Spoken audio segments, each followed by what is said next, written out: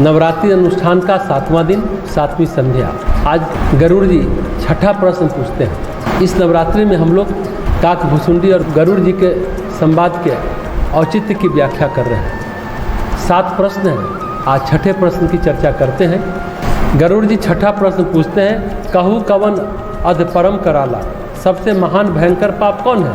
तो काकभुसुंडी जी कहते हैं, पर निंदा सम अघ्न गरीसा, पर निंदा के समान भारी पाप नहीं है। फिर गिनाते हैं शास्त्रों में पर निंदा के लिए क्या कहा गया है। हर गुरु निंदक दादुर होई, जन्म सहस्त्र पाव तन सोई, द्विज निंदक बहु नरक भोग करी, जग जन्मई बायस शरीर धरी। भगवान शिव की निंदा करने वाला, गुरु की निंदा करने वाला मनुष्य अगले जन्म में मेढक होता है और 1000 जन्म तक वही मेढक का शरीर पाता है। ब्राह्मणों की निंदा करने वाला व्यक्ति बहुत से नरक भोगकर फिर जगत में कौवे का शरीर धारण करके जन्म लेता है।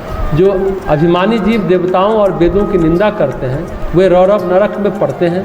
संतों की निंदा में लगे हुए लोग उल्लू होते हैं, जिन्हें मोह रूपी रात्रि प्रिय होती है और ज्ञान रूपी सूर्य जिनके लिए अस्त हो गया रहता है। जो मूर्ख मनुष्य सबकी निंदा करते हैं वे चमगादड़ होकर जन्म लेते हैं। निंदक जो होता है, निंदा करने वाला दुर्गुण बटोरता है, क्योंकि वह सिर्फ दूसरों के दोष देखता है। आत्म परिष्कार के लिए, आत्म समीक्षा के लिए, आत्म विकास के लिए अपनी निंदा तो ठीक है, अपने दोष को देखना ठीक है, लेकिन पर छिद्रान्वेषण, दूसरों के दोष देखना बहुत बुरा है। बुराई ये है, यानी आप जो सोचेंगे वैसा हो जाएगा। कहते हैं जो जैसा सोचता है और करता है वैसा बन जाता है। मनुष्य का जो चिंतन होता है, जैसी मनुष्य की भावनाएं होती है वैसा ही वो कर्म करता है। लगातार कर्म उसकी आदत हो जाती है, लंबे समय बाद वही आदत स्वभाव बन जाता है। स्वभाव को ही चरित्र कहते हैं और चरित्र से ही आपका भविष्य यानी भाग्य बनता है। तो भावनाओं और विचारों का रूपांतरण ही अध्यात्म है। भावनाओं और विचारों की सघनता चुंबकत्व का काम करती है और इस चुंबकत्व के द्वारा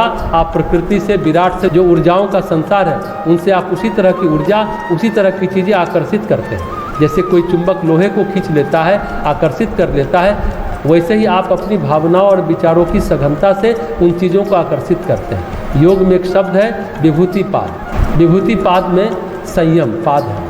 उसमें कहा गया है हाथी के बल पर संयम करने से हाथी का बल प्राप्त होता है। संयम है धारणा और ध्यान समाधि हो जाए, तीनों का मिलन हो जाए तो संयम पूरा होता है। संयम है एकाग्रता की चरम अवस्था, एकाग्रता की पराकाष्ठा। भाव विचार जहाँ एकाग्र है, अगर हाथी के बल पर एकाग्र है तो हाथी का बल मिल जाएगा। सूर्य पर एकाग्र है तो भुवनों का ज्ञान हो जाएगा, ऐसा महर्षि पतंजलि कहते हैं। आप अपनी भावना और विचारों को चरम रूप से एकाग्र कर लें।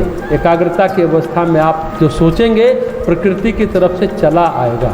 आप सोचेंगे धनवान होना है तो धनवान हो जाएंगे, बस चरम तक पहुंचना पड़ेगा। योग में क्या है और तंत्र में क्या है? योग में एकाग्रता है और तंत्र में प्रक्रियाएं हैं। योग में योग की एकाग्रता ही प्रक्रिया है, तंत्र में उस एकाग्रता के साथ अन्य प्रक्रियाओं का, अन्य साधन सामग्री का समावेश होता है। ऐसा योग में नहीं होता है। योग में एकाग्रता ही अपने आप में सब कुछ है।